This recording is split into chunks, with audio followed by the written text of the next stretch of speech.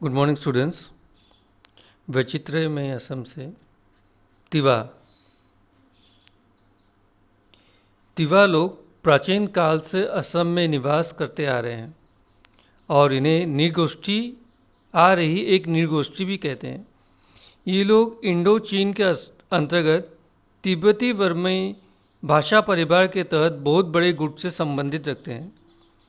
वर्तमान में ये लोग इस समुदाय के लोग असम के नौगांव में, मरीगांव में, कामरूप, कार्बी आंगलोंग, जोरहाट, धेमाजी, लखीमपुर, सदिया और मेघालय के कुछ इलाकों में बसे हुए हैं।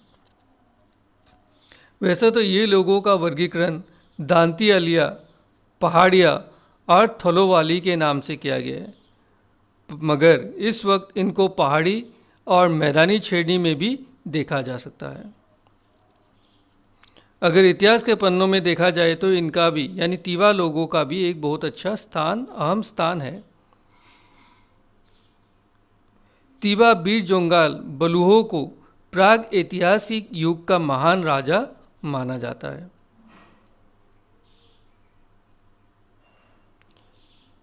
इसके अलावा अहोम की रही और जागी चौकी के तहत 5 राज्य और 7 राज्य नामक 12 छोटे राज्यों के साथ दमाल, दंदुआ आदि राज्यों की भी स्थापना हुई थी। सन 1835 में जब गोवा राजा ने 3 अंग्रेजों को पकड़कर देवी के सामने इनका बलि चढ़ा दी तो अंग्रेज राजा को अंग्रेजों का कोप भाजन बनकर राज्य गंवाना पड़ा था।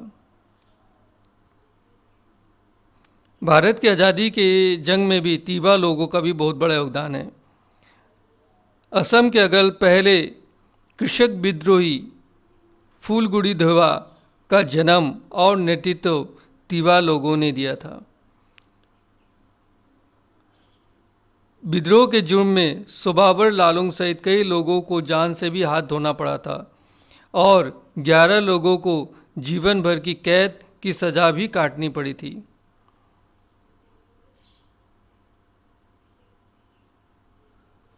दो से अधिक मिलकर एक माहरी, कई माहरी मिलकर एक कुल या खूटा, कई कुल मिलकर एक खेल और कई खेल मिलकर एक गांव बनाता है।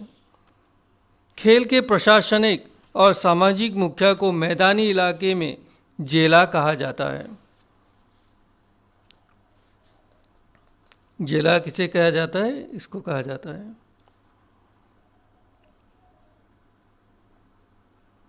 पहाड़ी इलाके में परिवार के मुखिया को जेला और आवास को न बार कहा जाता है और परिवार के पूजा पाठ भी वहीं संपन्न होते हैं।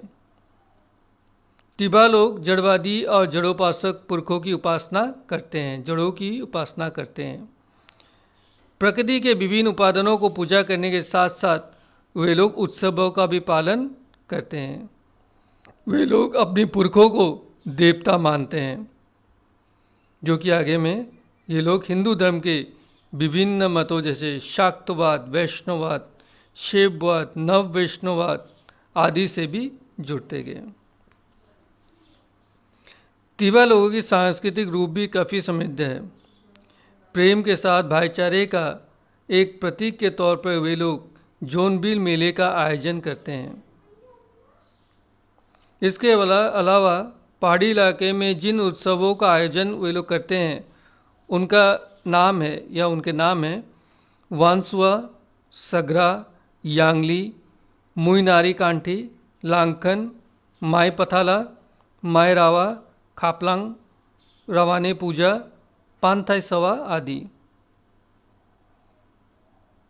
और जो मैदानी इलाकों में उत्सव पालन किया जाता है वह सब आपका है जोनबिल मेला, भरत गोसाई उलीलोआ मेला, बोहाग बिहू, माघ बिहू और काती बिहू। इनके कर्मोत्सव के साथ साथ ये लोग गीत, संगीत, नृत्य और वाद्य यंत्र भी इनके साथ जुड़े होते हैं और उनके वाद्यों के नाम हैं खाम ढोल बार, खाम खुजुरा, खाम पानथाई, दुमदिंग दगर, पाती ढोल, जो कि चमड़े के वाद्य यंत्र है, वाफंखाम, थक थररक, पांसी, वंशी, थोरांग, भैंस के सींग के पेंपा, मोहरी और खयांग ताल आदि इनके वाद्यों की यंत्रों के नाम हैं। ये लोग अलग अलग रंगों के भी वस्त्र धारण करते हैं। पुरुष थाना, तांगला, ठेनास, फाली, फागा ये सब पहनते हैं और महिलाएं कासांग, फास्काई, नारा आदि पहनती है। खाइदंग, सनाने खाइदंग, रूफाने खाइदंग आदि जेवर ये लोग अपने कान में पहनती है। ये लोग मांसाहारी भी है, यानी मुर्गी का मांस खाते हैं तथा सुअर का मांस इनका प्रिय खाद्य है।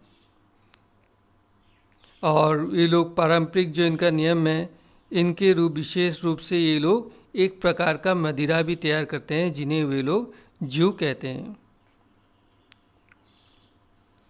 और अभी हम इस तिवा जनगोष्ठी के कुछ विशिष्ट व्यक्तियों के बारे में हैं, उनके बारे में जानेंगे। इंद्र सिंह देवरी, इन्होंने तिवा जनजाति के बीच जातीय चेतना जागृत करने के लिए जीवन भर कोशिश किया। इनका जन्म 1932 में पश्चिम कार्बी आंगलंग जिले के रंगखेपार गांव में इनका हुआ था। इनका पिता का नाम मालसिंह पोमा और माता का नाम मामा आमसी था।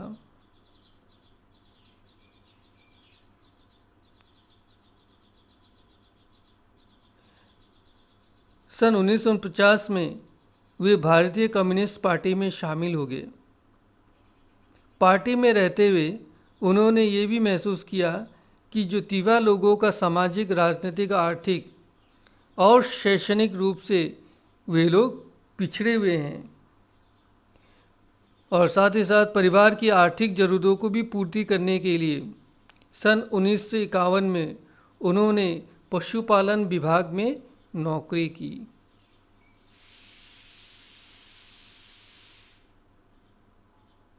1953 में गारो पहाड़ जिले के तुरा में रहते हुए उन्होंने अपनी नौकरी को छोड़कर तिवा संस्कृति समाज को जागृत करने में लग गए।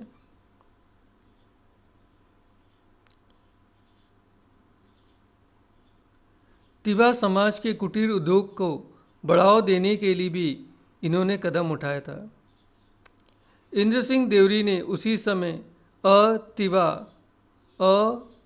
तिवा सोरान सवा नाम से एक लोकप्रिय गीत की भी रचना की थी।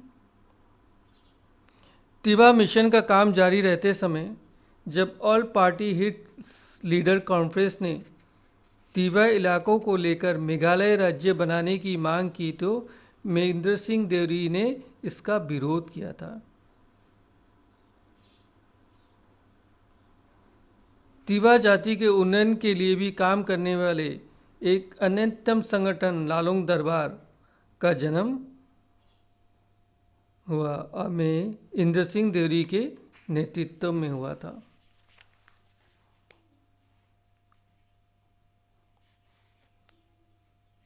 उन्नीस में 81 में हुए परिषद के आम चुनाव में आमृत सीट से लालुंग दरबार के निर्दलीय प्रार्थी के रूप में वे विजयी हुए। उन्होंने तिवा साहित्य संस्कृति को भी समृद्ध बनाया। उनकी कई तिवा कविताएं, गीत आदि रचनाएं ये सब पत्रिकाएं प्रकाशित हुई है। उनके लिखे गीत है तिवा तसीमा को तिवा जातीय संगीत का भी दर्जा मिला।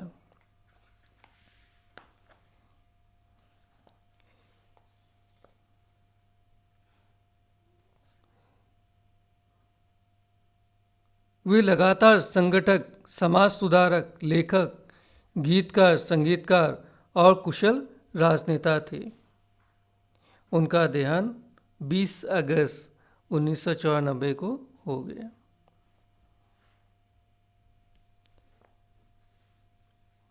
अब पढ़ते हैं बलाराम सेनापति। बलाराम सेनापति असम के साहित्य संस्कृति जगत के एक प्रतिष्ठित लेखक और संस्कृति के साधक थे।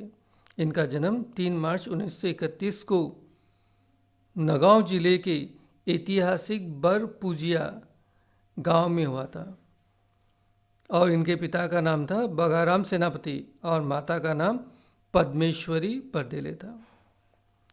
ये एलपी और एमई स्कूल से आरंभिक शिक्षा इन्होंने प्राप्त करने के बाद नौगांव सरकारी हाई स्कूल में माध्यमिक शिक्षा इन्होंने प्राप्त की। परिवार की आर्थिक अवस्था इतनी अच्छी नहीं थी, इसलिए उनकी ज़रूरतों को पूरा करने के लिए उन्होंने अपनी पढ़ाई को बीच में छोड़ दिया और संयुक्त उत्तर कछार और मिकिर पहाड़ जिले के बर्थल मध्य अंग्रेजी विद्यालय में उन्होंने आगे आरंभ किया। रामधेनु पत्रिका में उनका लेख मिकिर पहाड़त की घाटी से यानी मिकिर पहाड़ में क्या हो रहा है, ये प्रकाशित होने पर उनके शिक्षा अधिकारी नाराज हो गए और उनको 10 साल तक नौकरी करने के बाद बर्थल एमई स्कूल के प्रधान अध्यापक की नौकरी छोड़कर उन्हें खेतीबाड़ी का काम करना पड़ा। उनका लगाव तो बचपन से ही साहित्य संस्कृति के प्रति था ही। वे तीवा लोगों के गीत, संगीत, नृत्य और वाद्य के संरक्षण की जरूरत को भी महसूस करते थे और उनको आगे बढ़ाने के लिए हमेशा तैयार रहते थे। उन्होंने तीवा लोकगीतों की एक स्वरलिपि भी तैयार की थी। तीवा जनगोष्ठी को शौकीय और संस्कृति के धरोहर को बचाने के लिए उन्होंने तीवा कृष्टि संस्था स्थापना किया। तीवा भाषा की प्रतिष्ठा के लिए भी उन्होंने कदम उठाया। उन्होंने अधिकतर रचनाएं असमिया भाषा में ही लिखा। मुकुल नामक उनके गीतों का संकलन भी 1994 में हुआ।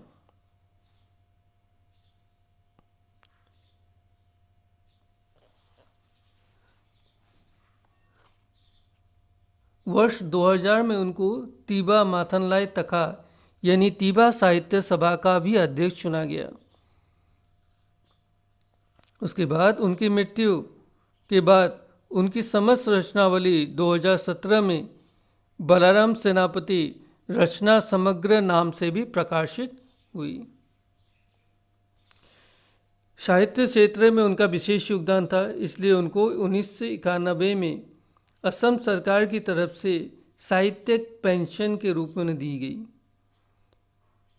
और आकाशवाणी के द्वारा प्रचारित बलाराम सेनापति के गीतीय आलोकों में नौगार नरोत्तम गोसाई श्रीराम, फुलगुड़ी धेवा, तीवा समाज संस्कृति, हेरुआ दिनोर सूर तथा स्वाधीनता संग्रामर विप्लवी गीत शामिल हैं।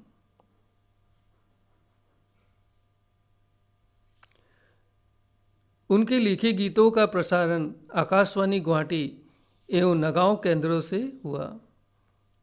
इसके अलावा तीवा समाज संस्कृति के एकांत साधक और गवेषक पंडित के रूप में विशाल व्यक्तित्व के धनी और मृदुभाषी इस महान व्यक्तित्व का देहांत 11 मई 2014 को हो गया। धन्यवाद।